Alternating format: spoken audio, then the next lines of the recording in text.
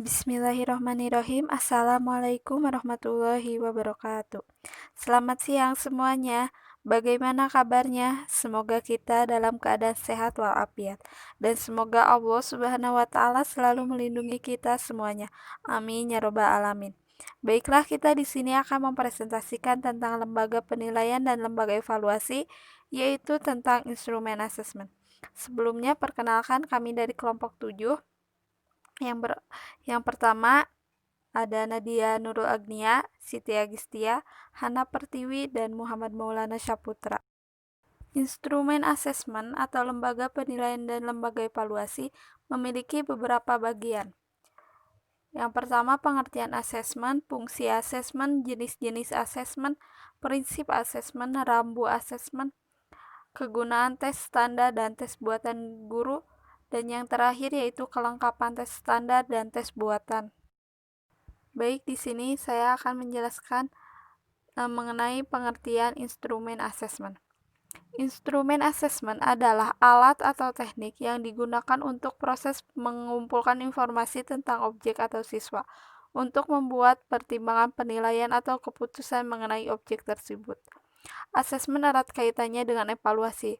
Asesmen dan evaluasi memiliki persamaan, yakni keduanya adalah sebuah penilaian yang membutuhkan suatu instrumen khusus sebagai bahan pertimbangan dan alat untuk memperoleh informasi yang dibutuhkan dari objek siswa yang dinilai. Selanjutnya ada fungsi asesmen yang akan dijelaskan oleh Nadia. Bismillahirrohmanirrohim. Di sini saya sebagai pemateri ke-1 akan menjelaskan tentang fungsi asesmen. Fungsi asesmen dibagi menjadi dua macam. Ada fungsi umum dan ada fungsi khusus. Ada beberapa macam fungsi umum. Yang pertama, untuk mengetahui sampai seberapa jauhkah tujuan pembelajaran itu tercapai pada tahap-tahap pembelajaran tertentu. Kegiatan ini disebut dengan asesmen sumatif. Yang kedua, untuk mengetahui kinerja semua komponen yang terkait dengan pembelajaran. Di antaranya ada guru, materi, metode, media, dan yang lain sebagainya. Kegiatan ini disebut dengan asesmen formatif. Yang ketiga, menemukan kesulitan belajar dan kemungkinan prestasi yang dapat dikembangkan oleh peserta didik, dan juga sebagai alat diagnosis yang membantu guru untuk menentukan apakah seseorang itu perlu untuk mengikuti remedial atau tidak. Kemudian yang terakhir, kontrol bagi guru dan sekolah tentang kemajuan perkembangan peserta didik. Kemudian yang kedua ada fungsi khusus. Fungsi khusus dibagi menjadi beberapa macam. Yang pertama, fungsi selektif, yaitu untuk memutuskan apakah siswa itu lulus atau tidak, naik kelas atau tidak, dan yang lain sebagainya. Yang kedua, fungsi diagnostik, yaitu untuk mengidentifikasi kelemahan dan sumber kelemahan dari komponen pembelajaran. Yang ketiga, fungsi penempatan, yaitu pengelompokan bakat, minat, kesulitan yang dialami oleh siswa, dan yang lain sebagainya. Kemudian yang keempat, fungsi motivasi, yaitu mendorong siswa agar minat belajarnya tetap meningkat. Yang kelima, fungsi administratif, yaitu bentuk penanggung-jawaban guru terhadap atasan, orang tua siswa, dan yang lain sebagainya. Yang keenam, menggambarkan sejauh mana seorang peserta didik telah menguasai suatu kompetensi atau materi pembelajaran. Yang terakhir, mengevaluasi hasil belajar peserta didik dalam rangka membantu peserta didik memahami dirinya membuat keputusan tentang langkah berikutnya, baik untuk pemilihan program, pengembangan kepribadian, maupun untuk penjurusan, atau sebagai bimbingan. Baik, terima kasih kepada Nadia yang telah menjelaskan mengenai fungsi asesmen. Selanjutnya ada jenis-jenis asesmen yang akan dijelaskan oleh Hana Pertiwi. Selanjutnya yaitu jenis-jenis instrumen asesmen. Yang pertama adalah tes. Tes adalah suatu cara atau alat, instrumen, dan teknik yang digunakan untuk mendapatkan informasi objek siswa yang berbentuk suatu tugas dengan aturan tertentu. Kemudian, hasil dari tes tersebut berupa pengukuran dan umumnya mendapatkan informasi secara kuantitatif. Informasi kuantitatif diolah kembali untuk nilai atau asesmen, dan hasil dari asesmen akan ada suatu keputusan untuk evaluasi berdasarkan tujuan yang telah difokuskan. Artinya, suatu tes tersebut berfungsi sebagai alat ukur dan pengumpulan bagi asesmen. Untuk mengetahui perbedaan tes dan tes buatan guru, kita bisa lihat tabel di bawah ini. Yang pertama, tes standar.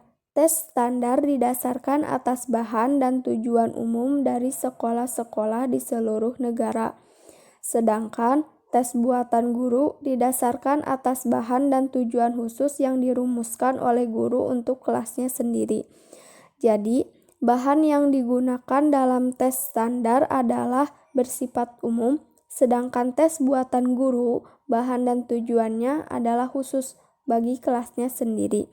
Yang kedua, tes standar mencakup aspek yang luas dan pengetahuan atau keterampilan dan dengan hanya sedikit butir tes untuk tiap topik. Sedangkan tes buatan guru dapat terjadi hanya mencakup pengetahuan atau keterampilan yang sempit. Jadi, tes standar ini memiliki aspek yang sangat luas, sedangkan tes buatan guru ini terbilang aspeknya sempit. Yang ketiga, tes standar disusun dengan kelengkapan staf profesor, pembahasan, editor, butir soal. Sedangkan tes buatan guru biasanya disusun sendiri oleh guru dengan sedikit atau tanpa bantuan orang lain atau tenaga ahli.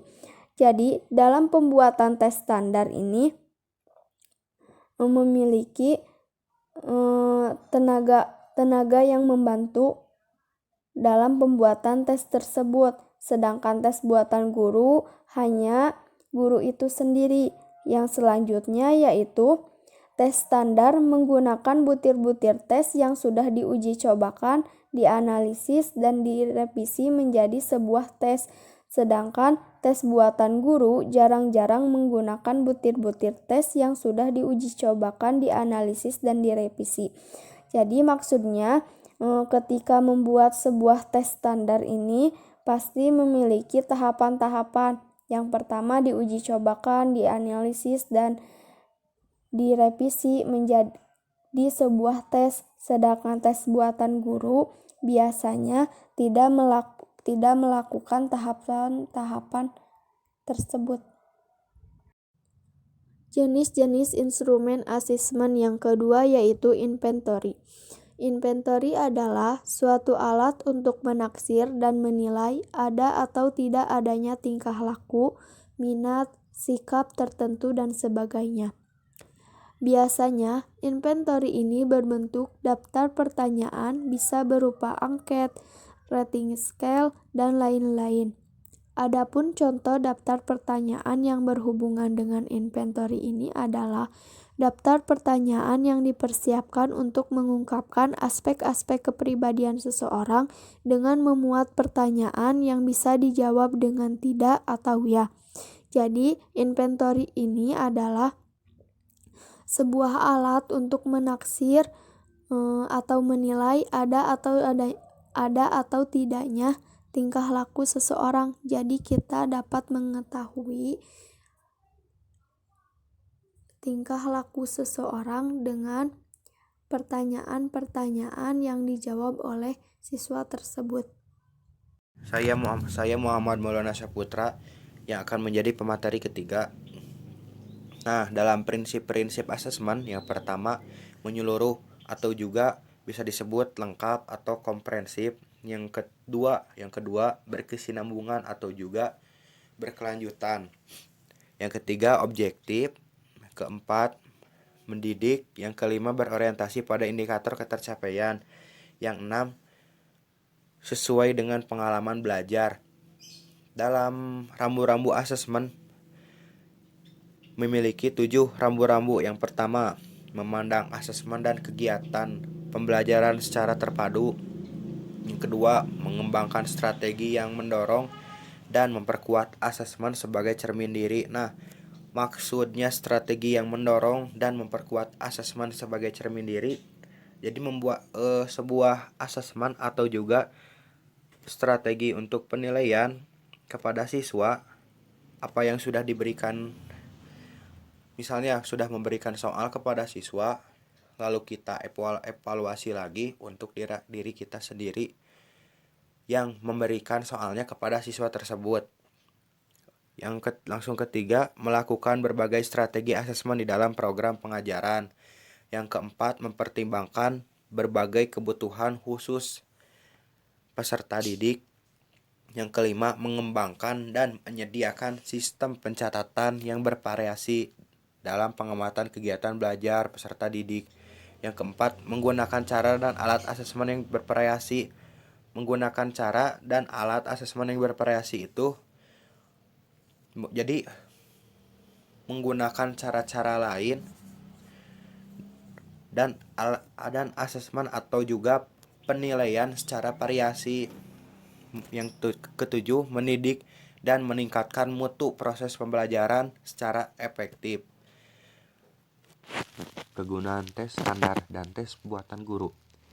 Kegunaan tes standar yaitu membandingkan prestasi belajar dengan pembawaan individu atau kelompok.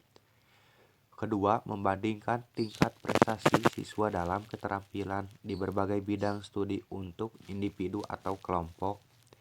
Yang ketiga, membandingkan prestasi siswa antar berbagai sekolah atau kelas. Yang keempat, mempelajari perkembangan siswa dalam suatu periode tertentu. Adapun baik tes standar dan tes buatan guru sebagai berikut. Yang pertama, mengadakan diagnosa terhadap kemampuan siswa. Mengadakan diagnosa terhadap kemampuan siswa ini merupakan suatu cara untuk melihat kemampuan siswa, kelebihannya dari mana dan kekurangannya dari mana, dan apa yang mempengaruhi siswa dalam proses melihat atau atau melihat kemampuan siswa yang menonjolnya apa. Yang kedua, menentukan tempat siswa dalam suatu kelas atau kelompok. Yang ketiga, memberikan bimbingan kepada siswa dalam pendidikan dan penilaian jurusan. Yang keempat, memiliki siswa untuk program-program khusus. Untuk selanjutnya, kelengkapan tes standar dan tes buatan guru. Sebuah tes sudah distandarisasikan. Nah, ini maaf ya, dalam pengetikan ini kata-kata ini distandarisasikan ya, dan sudah dapat disebut sebagai tes standar. Biasanya dilengkapi dengan sebuah manual. Manual ini memuat keterangan-keterangan yang perlu, terutama menjelaskan pelaksanaan. Secara garis besar, tes standar dan tes buatan guru ini memuat yang pertama, ciri mengenai tes, misalnya menyebutkan tingkat validitas. Validitas ini merupakan suatu pengukuran atau pengamatan dalam bentuk data ya. Reliabilitas ini sebuah alat ukur untuk mengukur suatu data yang telah dikumpulkan. Yang kedua, tujuan serta keuntungan dari tes. Misalnya disebutkan untuk apa tes tersebut diberikan. Misalnya kita memberikan soal kepada siswa. Soal tersebut memiliki tujuannya untuk melihat kemampuan siswa dalam berhitung. Misalnya kita memberikan soal matematika. Nah, dari soal matematika tersebut memiliki tujuan yaitu untuk menilai seseorang siswa sudah sampai mana kemampuan cara menghitungnya. Yang ketiga, proses standarisasi tes. Misalnya mengenai hal-hal yang berhubungan dengan kelompok simpel dan taraf Oh, maaf ya, ini tipe bukan kelompok simple, tapi kelompok sampel dan taraf kepercayaan. Yang keempat, petunjuk-petunjuk tentang cara melaksanakan tes, misalnya dilaksanakan dengan lisan atau tulisan. Waktu yang digunakan untuk mengerjakan setiap bagian. Yang kelima, petunjuk-petunjuk bagaimana maskot, misalnya untuk beberapa skor tiap-tiap soal menggunakan sistem hukuman atau tidak. Mungkin sekian dari saya sebagai pemateri ketiga. Alhamdulillah, pemaparan materi dari kelompok kami telah selesai. Mohon maaf apabila ada kesalahan. Semoga dapat bermanfaat untuk kita semua. Assalamualaikum warahmatullahi wabarakatuh.